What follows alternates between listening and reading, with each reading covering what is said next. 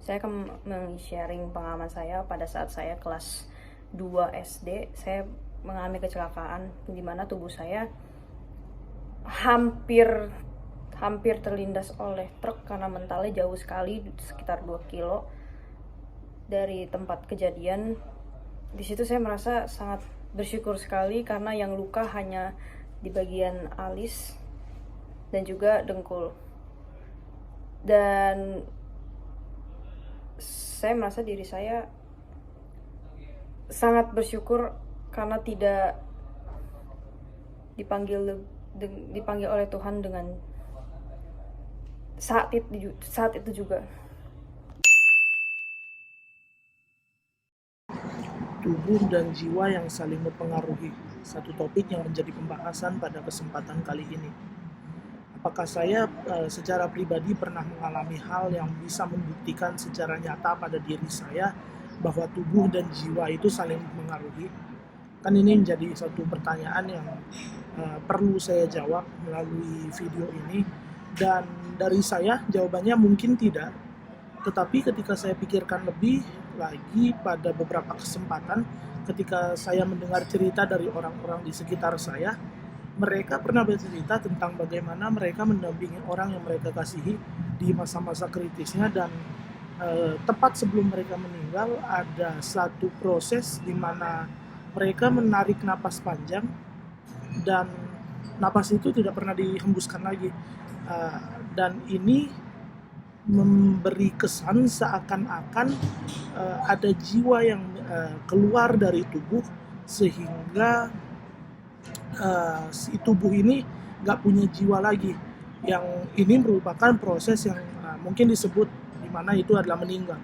Dan mungkin ini adalah cerita sederhana dari saya yang pernah saya dengar dari orang yang mendampingi orang yang mereka kasihi di masa kritisnya hingga akhirnya meninggal. Sejarah pemikiran manusia, topik ini adalah termasuk topik yang paling sulit dijelaskan karena berkaitan dengan hal-hal yang non-fisik, yaitu jiwa dan juga roh, sehingga sangat kompleks penjelasannya. Catatan ribuan tahun yang lalu di Alkitab menjelaskan bahwa kita manusia terdiri dari 3 unsur, yaitu tubuh, jiwa, dan juga roh, yang terdapat di 1 Tesalonika 5 ayat 23. Yang ketiganya juga tidak dapat dipisahkan.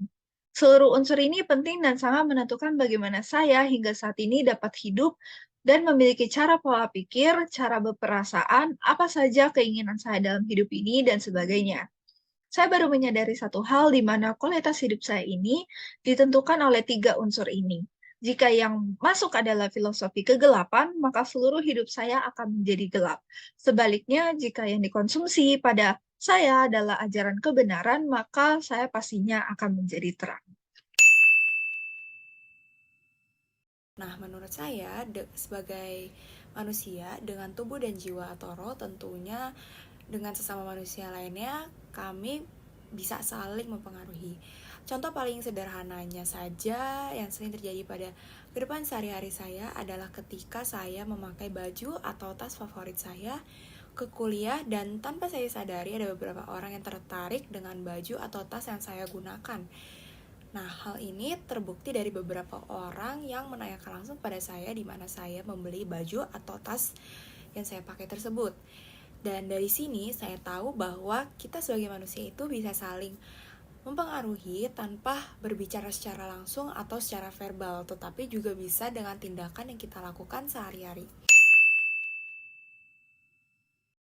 Pada pengalaman pribadi saya, tubuh dan jiwa atau roh ini saling mempengaruhi pada awal-awal saya menjadi bagian dari putra-putri altar di dalam gereja Katolik. Pada saat saya duduk di kelas 9 SMP, saya tiba-tiba memiliki keinginan untuk menjadi lebih terlibat di dalam komunitas gereja saya, karena selama ini saya hanya bergabung di dalam grup-grup core sebagai bentuk pelayanan saya yang terbesar di dalam gereja. Dan itu pun lebih sering terjadi di dalam lingkungan sekolah Katolik. Dan kemungkinan ini juga merupakan panggilan Tuhan kepada saya untuk melakukan sesuatu yang lebih bermakna. Akhirnya setelah perayaan misa gereja selesai pada waktu itu, tubuh saya menjadi tergerak untuk mendaftarkan diri menjadi misdinar, karena perasaan senang dan ketidaksabaran yang ada pada jiwa saya dalam waktu itu. Meskipun saya tidak memiliki banyak teman pada waktu itu, saya belajar untuk bekerja sama dan mengenal anggota-anggota kelompok misdinar saya dengan baik. sehingga kita menjadi teman yang akrab.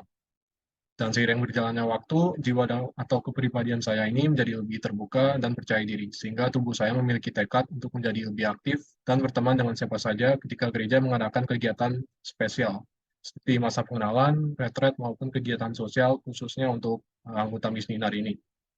Dan berkat tekad tubuh dan jiwa atau roh yang dianugerahkan Tuhan, para saya yang saling bekerja sama dapat membuat kehidupan gereja saya ini menjadi lebih bermakna dan teringati. Sehingga keluarga pun dan diri saya sendiri menjadi bangga terhadap kepribadian saya sekarang dan apa yang telah saya lakukan sebagai tanda syukur terhadap Tuhan.